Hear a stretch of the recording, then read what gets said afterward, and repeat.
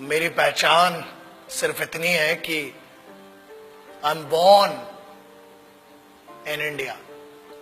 भारत मेरी पहचान है, भारत मेरा सम्मान है, भारत मेरा अभिमान है।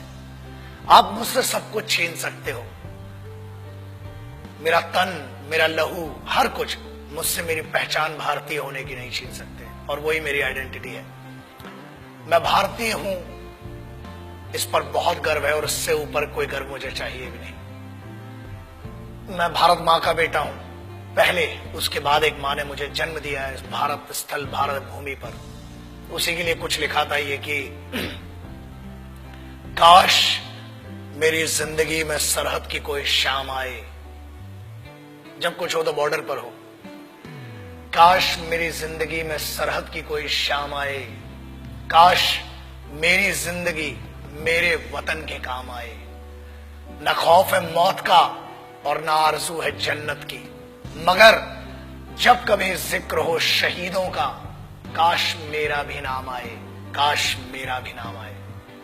This is what I would love to introduce myself like that. अगर कोई पूछे कि कौन था वो,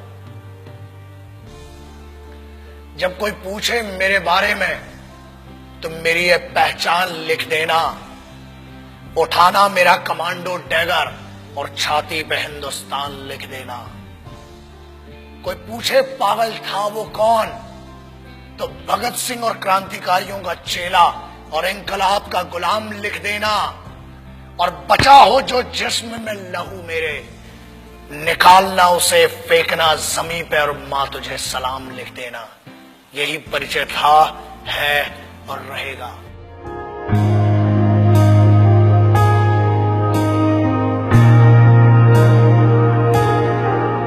आजकल बहुत एक मुद्दा चल रहा है, देशभक्ति। कुछ लोगों ने उसे हिंदुओं से जोड़ दिया, कुछ ने मुसलमानों से जोड़ दिया, कुछ ने सिखों से, कुछ ने ईसाइयों से। एक बात याद रखना, हम पहचान हैं एक ऐसा महाविद्यालय, एक ऐसी university. It's like an university, it's like a college, the country is like college. We may have different wings, we may have different subjects, but we all belong to one college and that college is Bharat, राष्ट्र। आप उसको हुब्बुल वतनी कह लें उर्दू में, अरबी में, उसको आप जननी जन्मभूमिश्च कह लें, आप संस्कृत में, आप मादरे वतन कह लें, वतन की इज्जत कह लें, आप कुछ भी कह लें। आज बहुत जरूरी हो गया है उस ट्रेटर, उस गद्दार, या बेहतर लैंग्वेज में उसको गद्दार और चूतिया कहेंगे, उसकी बात करना जो आज की डेट में बड़ा सेलिब्रिटी बन के फिर रहा है। Let's talk about that person जिसने हर फौजी और हर इस भारत मां के बेटे को हर्ट किया है। आज उसके बारे में बात करना बहुत जरूरी हो चुका है। न हिंदुओं से न मुसलमानों से इस मुल्क को तकलीफ है गद्दार और बेईमानों से, जिन्हें हम हार समझ बैठे थे गला अपना सजाने को, वही अब नाग बन बैठे हम ही को काट खाने को। पिछले 2-3 महीने it has been disturbing me a lot. I being an Indian, I being a soldier, I being a simple son of this motherland, feel hurt, disheartened, and at the same time I feel pity for them. बुरा लगता है। कारण यह, लोग कहते हैं कि हम कुछ कर नहीं सकते। ऐसा है, करने पर आ जाए तो बहुत कुछ कर सकते हैं, लेकिन हम सम्मान करते हैं भारत के सर्वोच्च न्यायालय का, सुप्रीम कोर्ट का, और उसके आदेश की अवहेलना नहीं करना चाहते हैं। उसके आदेश का पालन करते हुए कुछ गद्दारों को आज भी छोड़ रखा है। वरना ऐसा है, काम ही हड्डियां तोड़ने और जान लेने का हिंदुस्तानी फौज करती है। किसी ने कहा, मैं उन गद्दारों का शायद नाम भी लेना पसंद नहीं करूंगा, बिकॉज वो इतना भी डिजर्व नहीं करते कि उनका नाम इस जुबां पर आए। बट एक चीज बोलना बहुत जरूरी है। कुछ लोगों ने यह कहा कि भारतीय सेना रेपिस्ट है। अगर घरों में बैठे हो ना, और अगर तुम्हारी बहनें और तुम्हारी माएं घर से निकल के जा रही हैं, तो सिर्फ ये हिंदुस्तानी फौज है जिसकी दम पे तुमने भाई होने का, बाप होने का फर्ज नहीं निभाया होगा, मगर this the only Indian armed forces which maintain that dignity of a soldier and maintains that brotherhood. आपकी बहनें, आपकी माएं अगर सुरक्षित हैं तो वो भारत की सेनाएं हैं जिनके कारण है।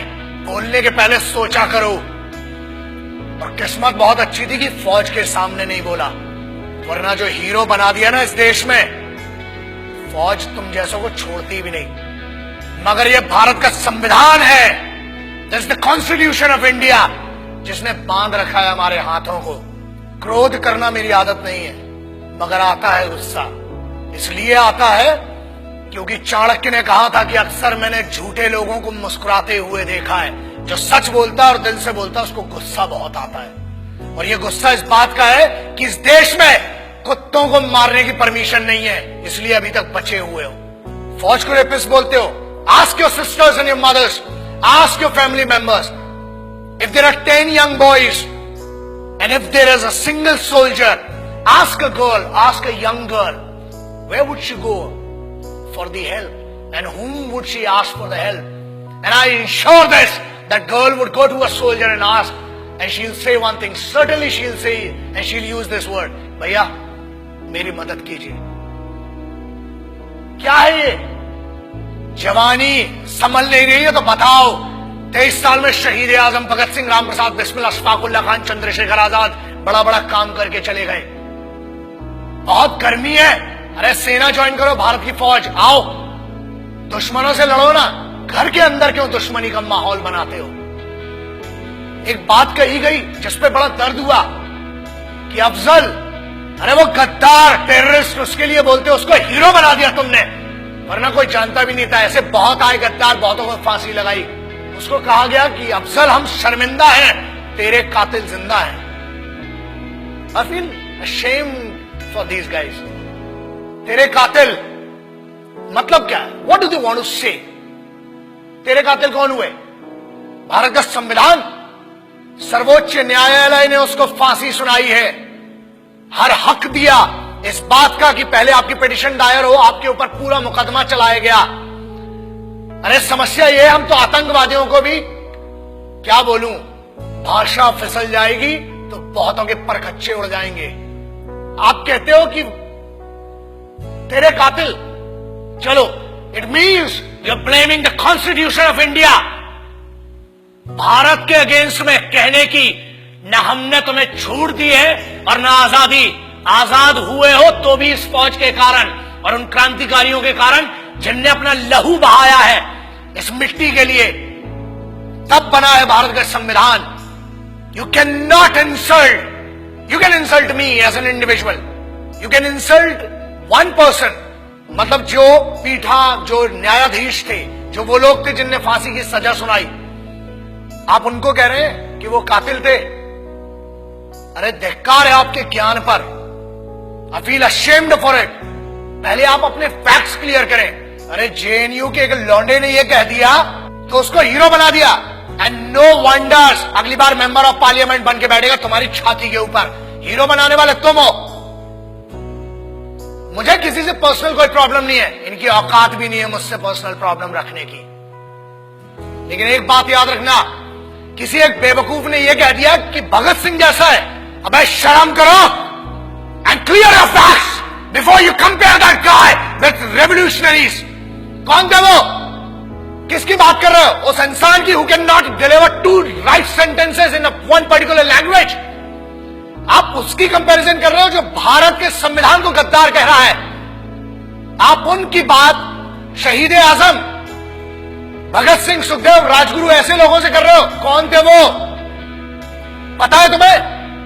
तुम एक क्लास के एक छोटे से सब्जेक्ट को पढ़ के ज्ञानी बताते हो और तुम ये कहते हो कि क्रांति लाओगे। क्रांति होती क्या है? क्रांति सबसे पहले शुरू होती है राष्ट्र से।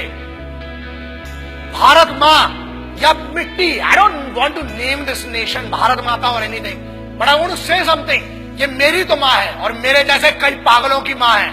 याद रखना, बहुत छूट मिल गई है, अपनी आजादी का गलत उपयोग मत करो, वरना अगर छूट देना आता है तो लगाम लगाना भी आता है।